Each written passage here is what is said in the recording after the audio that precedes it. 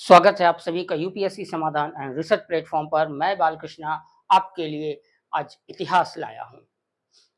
Class start करने से पहले आज गांधी जयंती है, महात्मा गांधी का जन्म दिवस। इसलिए हम सभी मिलकर के महात्मा गांधी के जन्म दिवस को एक त्योहार के रूप में मनाते हैं और मनाया भी है। इसलिए बहुत बहुत बधाइयाँ। और महात्मा गांधी के महत्वपूर्ण योगदान जो भारत की आज़ादी में रहा,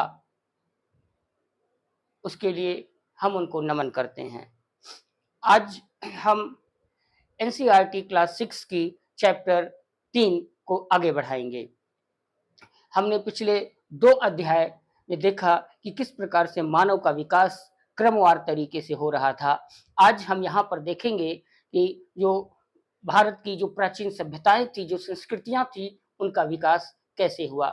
तो सबसे पहले जो आता है हमारे चैप्टर का जो नाम है इन द अर्लीस्ट सिटीज, जो प्राचीन शहर थे वो। तो सबसे पहले जब हम इसका जिक्र करते हैं तो हमारे सामने एक तथ्य जो आता है वो ये आता है कि हमें इसकी जानकारी कहाँ से और कैसे प्राप्त होती है। तो बताना चाहूँगा, इसकी कहानी बहुत ही रोचक कहानी है। आज के 150 वर्ष पूर्व जब पंजाब में रेलवे लाइन बिछाने का कार्य चल रहा था, तो वहाँ के इंजीनियर्स और वहाँ पर जो काम करने वाले वर्कर्स थे, उनको उनके टूल्स में कुछ टकराने की आवाज़ सुनाई देती है। जब उनको कुछ टकराने की आवाज़ सुनाई देती है, तो उनकी खुदाई की प्रक्रिया थोड़ा और तेज़ होती है, जिनमें उनको एक टीले के नुमा कुछ दिखाई देता है। और जब उसकी वो खुदाई करते हैं, तो वहाँ से उनको कुछ पकी हुई ईंटें प्राप्त होती हैं। तो जो पकी हुई ईंटें प्राप्त होती हैं, वो बहुत ही अच्छी तरह की उन्नत किस्म की ईंटें थी, जो बिल्कुल आज की तरीके से पकाई गई ईंटों की तरह थी, जो मिट्टी की बनी हुई थी और उनको भट्ठे में पकाया गया था। अब उन ईंटों को इतना अच्छे तरीके से पकाया गया था कि वो ईंटें आज भी डिस्ट्रॉय होने के बाद भी पूरी तरीके से हमें एक उन्नत प्रमाण देने के लिए सक्षम है। तो इस प्रकार से आप देखते हैं कि जो उस समय की जो उन ईंटों को जो पकाया जाने की जो कला थी, वो अपने आप में विकसित हो चुकी थी। और उस समय का जो मानव था, उसने इतने वेल डेवलप्ड सिटीज़ को जो है निर्माण किया, जो अब तक के प्राप्त और ज्ञात जितनी भी सभ्यताएँ हैं, उन सभी सभ्यताओं में हड़प्पा की सभ्यता जो है, वह सबसे प्राचीन और सर्वाधिक उन्नत सभ्यता के रूप में हमारे सामने आती है। अब ये जो स्थान है, इसका जो लोकेशन है हड़प्पा सभ्यता का, इसका लोकेशन 2 जगह पर है, भारत और पाकिस्तान। इन 2 जो है देशों में हड़प्पा सभ्यता हमें मिलती है। हड़प्पा सभ्यता, तो इसका जो लोकेशन है, वो लोकेशन होता है भारत और पाकिस्तान। जिसमें सबसे पहले जो ये स्रोत हमें प्राप्त हुआ, वह पाकिस्तान के सिंध प्रांत से प्राप्त हुआ। तो इसका जो लोकेशन है, वो है सिंध प्रांत, जो कि अब पाकिस्तान में है, पाकिस्तान में है। और उसके जो है कुछ समय पश्चात और आज के 80 वर्ष पूर्व जब पुरातत्वविदों ने इन स्थानों की खुदाई करने का कार्य प्रारंभ किया, तो उनको बहुत ही अधिक मात्रा में ईंटें और धीरे-धीरे करके इन शहरों की श्रृंखलाएँ जो है प्राप्त होने लगी। अब उस समय जब इंजीनियर्स को इन विषय का ज्ञान नहीं था और उन्होंने इन ईंटों का जो है काफ़ी हद तक प्रयोग किया अपनी रेलवे लाइन को बिछाते समय। उसके बाद जब इसका विस्तृत अध्ययन किया गया, आर्कियोलॉजिस्ट ने जब इस पर विस्तृत अध्ययन किया, तो उनको इसकी जो जानकारी प्राप्त होती है, वो अपने आप में बहुत ही ताज्जुब करने वाली होती है। उनको जो जानकारी प्राप्त हुई, वो ये प्राप्त हुई कि इन ईंटों का जो समय था, जो कालक्रम था, वो आज के 4700 वर्ष पूर्व का था। यानी कि इस सभ्यता का जो समय आता है हमारे सामने, वह आता है 4700 वर्ष पूर्व का। तो जो इनका समय है, टाइमिंग है, वह टाइमिंग जो हमें प्राप्त होता है, वो होता है 4700 ईयर्स बैक। ये है। अब इसके बाद इन शहरों में जो विशेषताएँ थी, तो उन शहरों की जो विशेषताएं थी वो विशेषताएं क्या थी, इन शहरों के बनावट के आधार पर, इनकी आकृति के आधार पर, इनकी लोकेशन के स्थान पर इनको पुरातत्वविदों ने दो पार्ट में डिवाइड किया। पहला पार्ट ईस्ट का नाम दिया और दूसरा वेस्ट का नाम दिया। तो जो इनका बनावट के आधार पर जो इनकी विशेषताएं हैं वो विशेषताएं आप देखिए, विशेषताओं में क्या है, विशेषताएं, तो विशेषताएं जो इनकी हैं वो ये हैं कि इनमें जो ईस्ट और वेस्ट दो जगह पर, दो हिस्सों में इनको जो बांट करके अध्ययन करना था, वो उसकी खास बात ये थी कि जो वेस्ट डायरेक्शन में बने हुए जो इमारतें थी, जो बिल्डिंग्स थे, उन बिल्डिंग्स में खास बात ये थी कि उनको एक मंडप पर बनाया गया था, यानी कि जो उनका निर्माण हुआ वो एक मंडप पर हुआ। और जो है दूसरा फर्स्ट पॉइंट ये आता है, और दूसरा पॉइंट जो आता है वो ये आता है कि जो है मंडप पर होने के साथ-साथ इनमें ऊंचाई थी और विस्तार कम था। यानी कि इनमें जो है ऊंचाई थी, इनको टीले पर एक तरीके से इनको निर्मित किया गया था और इनके विस्तार को कम किया गया था। विस्तार कम था।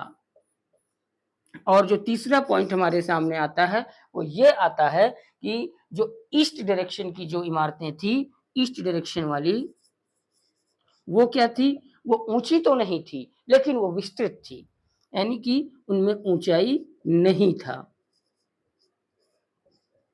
ऊंचाई नहीं था और वह विस्तृत थी, और वे विस्तृत थी।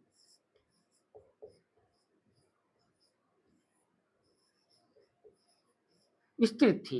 तो इस प्रकार से जो है इनको बनाने की प्रक्रिया उन्होंने प्रारंभ की। और जो दूसरी बात इम्पोर्टेंट आती है वो ये आती है कि इन्होंने जब इनका निर्माण किया तो इनकी जो ईंटें थी, इन ईंटों को इन्होंने इंटरलॉकिंग सिस्टम पर जो है एक दूसरे के साथ जोड़ा।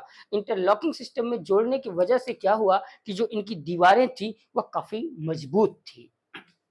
तो जो चौथा पॉइंट आता है वो इनके भवनों की जो निर्माण की कला थी वो क्या थी, इंटरलॉकिंग सिस्टम।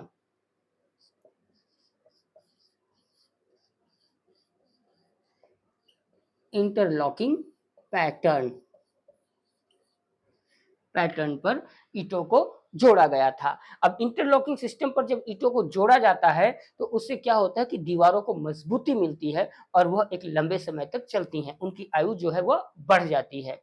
तो अब इन सारी खासियत के आधार पर को देखते हुए हम आगे जो एक सबसे इम्पोर्टेंट साइट्स को देखते हैं, जो 1926 में जो हमें प्राप्त होता है, वह भी जो है पाकिस्तान के सिंध प्रांत प्रांत से ही प्राप्त होता है, मोहनजोदाड़ो। मोहनजोदाड़ो जो एक हमारी साइट्स है, बहुत ही इम्पोर्टेंट साइट्स है, हम उसका ज़िक्र कर रहे हैं, यहाँ पर उसकी चर्चा कर रहे हैं।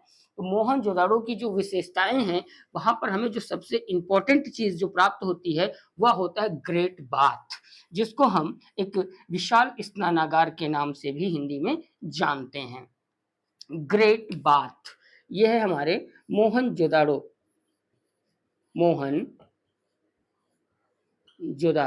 इसका लोकेशन क्या होता है मोहनजोदाड़ो का? इसका जो लोकेशन है ये है, आप ध्यान रखें, ये होता है सिंध प्रांत में, सिंध, पाकिस्तान, पाक।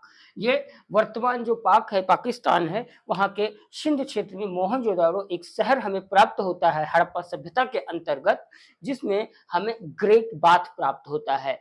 जो इनके और के जो इनका आर्किटेक्चर है उसका एक विशेष नमूना हमें जो है देखने को मिलता है ग्रेट बाथ के अंदर।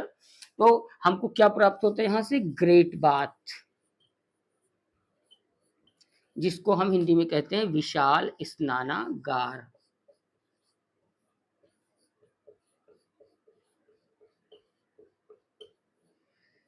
ये है विशाल स्नानागार। इस स्नानागार की खास बात ये है कि इसकी जो लंबाई थी, ये हमें जो है प्राप्त होता है इस तरीके से,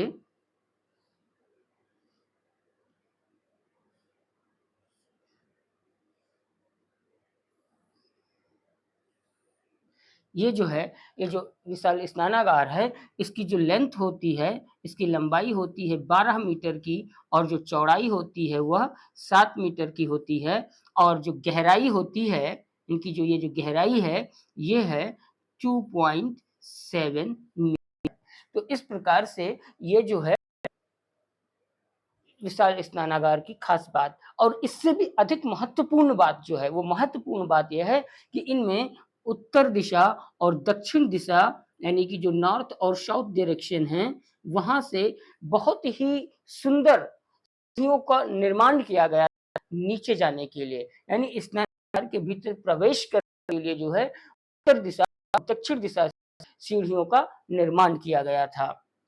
तो इसकी जो खास आती है, वह खास बात ये होती है कि जो है उत्तर और दक्षिण दिशा और दक्षिण दिशा से अंदर या नीचे अंदर या नीचे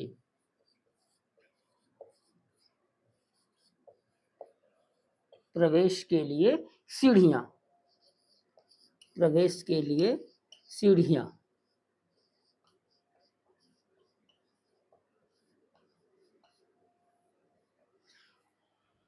प्रवेश के लिए सीढ़ियां। और उसके बाद जो और भी अधिक इम्पोर्टेंट बात आती है कि इन्होंने इसका जो निर्माण किया, निर्माण करने के बाद जो है अंदर अंदर की तरफ इन्होंने इनकी दीवारों पर और फर्श पर प्लास्टर और प्लास्टर के साथ साथ प्राकृतिक रूप से जो प्राकृतिक टार होता है उसके लेप का भी प्रयोग किया था। यानी कि जो अगली खास बात आती है वो क्या आती है, इनकी दीवारों के ऊपर पहला तो दीवार ईंटों के बनाए गए थे, प्रॉपर जो है पके हुए ईंटों से। दूसरी बात, उसके ऊपर प्लास्टर का लेप किया जाना। तो पके हुए ईंट, पके हुए ईंट के साथ के ऊपर, ईंट के ऊपर प्लास्टर, प्लास्टर और प्राकृतिक टार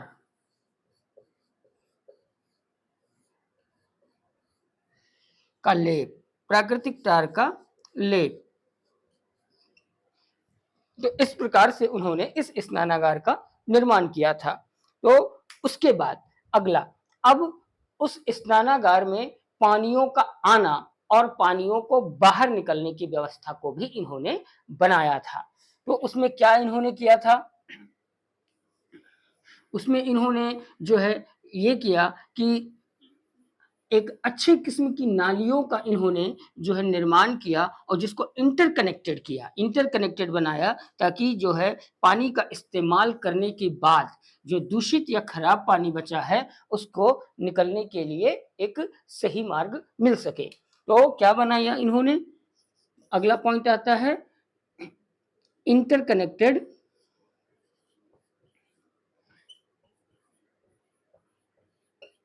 इंटरकनेक्टेड ड्रेन्स, यानी कि नालियों का निर्माण किया कि पानी को इस्तेमाल करने के बाद में उन नालियों के माध्यम से बाहर निकाला जा सके। अगला पॉइंट, पॉइंट नंबर 5, उसमें इन्होंने क्या किया, इन्होंने अब पानी को कैसे उस स्नानागार के भीतर लाया जाए, तो इसके लिए इन्होंने कुएं का भी निर्माण किया था, यानी कि वेल्स, वेल्स का भी इन्होंने निर्माण किया जिसके माध्यम से पानी को लाया जा सके। अब उसके बाद ये तो हुई जो है इसकी संरचना की व्याख्या। उसके बाद जो अगला पॉइंट हमारा आता है इस स्नानागार का प्रयोग। तो इस स्नानागार का जो प्रयोग था वो विशेष व्यक्ति के द्वारा, विशेष व्यक्ति के द्वारा विशेष अवसर पर ही किया जाता था। विशेष अवसर के रूप में आप जान सकते हैं, कोई विशेष त्योहार है, कोई उत्सव है या कोई पारिवारिक संस्कार हैं जिनके लिए जो है उस स्नानागार का प्रयोग किया जाता था।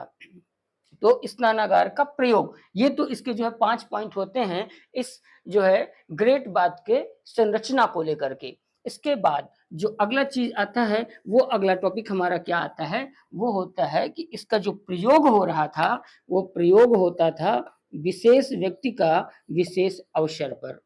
तो विशेष व्यक्ति द्वारा,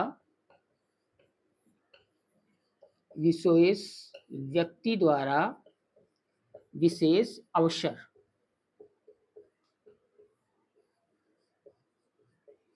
विशेष अवसर पर प्रयोग होना, पर प्रयोग होना। तो ये इसकी खास बात थी। इसके बाद जब हम और भी अधिक आगे बढ़ते हैं तो हमें और क्या जानकारियां मिलती हैं। तो इस प्रकार जिस तरीके से आपने मोहनजोदाड़ो की ये विशेषताएं देखी, एक इसमें और भी खास बात है जो बहुत ही रोचक है, वो ये है कि मोहनजोदाड़ो का जो अर्थ होता है वो ये होता है मुर्दों का टीला। यानी कि हम इसको मुर्दों का टीला के नाम से भी जानते हैं, मुर्दों का टीला।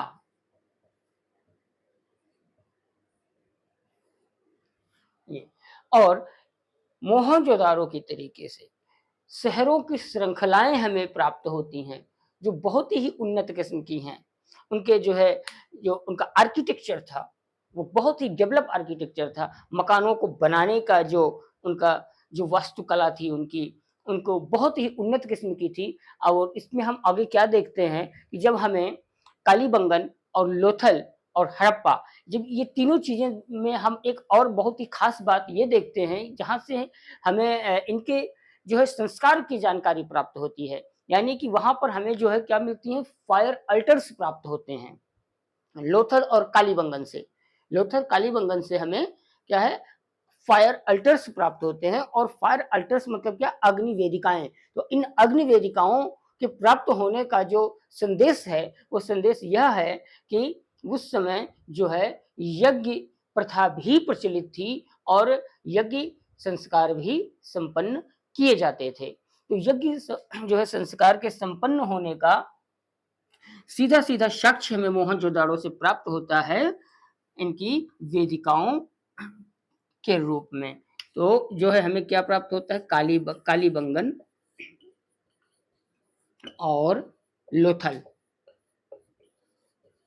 ये आप ध्यान में रखेंगे कि कालीबंगन और लोथल से ही हमें फायर अल्टर्स प्राप्त होती हैं। ये आपके सामने एक प्रश्न जो है आपसे एक प्रश्न पूछा जा सकता है। अगर आया होगा पिछले जो है एग्जाम में, तो वो हम प्रश्न आपके सामने लेकर आएंगे जिसमें इस बात की व्याख्या भी करेंगे कि कौन से साल में जो है यह प्रश्न पूछा गया है कि जो है हड़प्पा सभ्यता में अग्नि वेदिकाएं कौन से स्थल से हमें प्राप्त होते हैं। तो ये आपकी जानकारी के लिए है कि अग्नि वेदिकाएं हमें हड़प्पा सभ्यता के कालीबंगन और लोथल पुरातात्विक स्थलों से प्राप्त होते हैं। यहाँ से जो प्राप्त हुआ हमें वो क्या हुआ, अग्नि वेदिकाएं।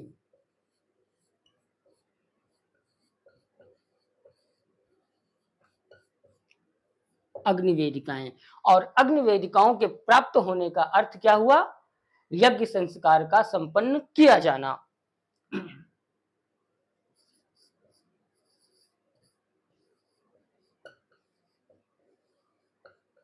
यज्ञ संस्कार का संपन्न होना।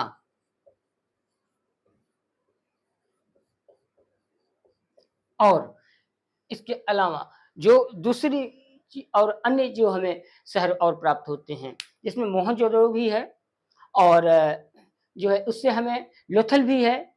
और जो है इससे हमें ये प्राप्त होता है कि जो मोहनजोदड़ो के जो अन्य शहर थे उससे संबंधित जो जुड़े हुए थे, जो लोथल थे, इनको स्टोर हाउस के रूप में इस्तेमाल किया जाता था। यानी कि आपके सामने जो एक अगला प्रश्न है वो ये है कि पुरातात्विक स्थल पर कौन से ऐसे स्थान थे या कौन सा ऐसा स्थल थे जिनको स्टोर हाउस के रूप में भी प्रयोग किया जाता था। यानी जो अनाज का उत्पादन होता था या जो भी अन्य इनकी सामग्री जो एक्सेस होती थी उनको जो है सुरक्षित रखने के लिए किस स्थान का प्रयोग ये लोग करते थे, तो वो है लोथल और मोहनजोदाड़ो।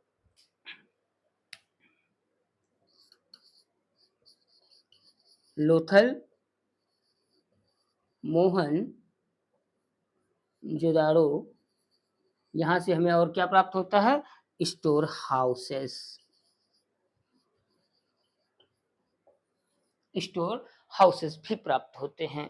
तो इस प्रकार से आज हम अपने इस चैप्टर के इस पार्ट को यहीं पर समाप्त करते हैं, जहाँ आपने ये चीज़ देखा कि सबसे पहले हड़प्पा सभ्यता का प्रकाश में आना, किस प्रकार से वो हमारे सामने प्रकाश में आई, और हमने वहाँ से 2 चीज़ों का हमने अभी अध्ययन किया, जिसमें विशेष रूप से एक हमारे सामने मोहनजोदड़ो का स्नानागार रहा।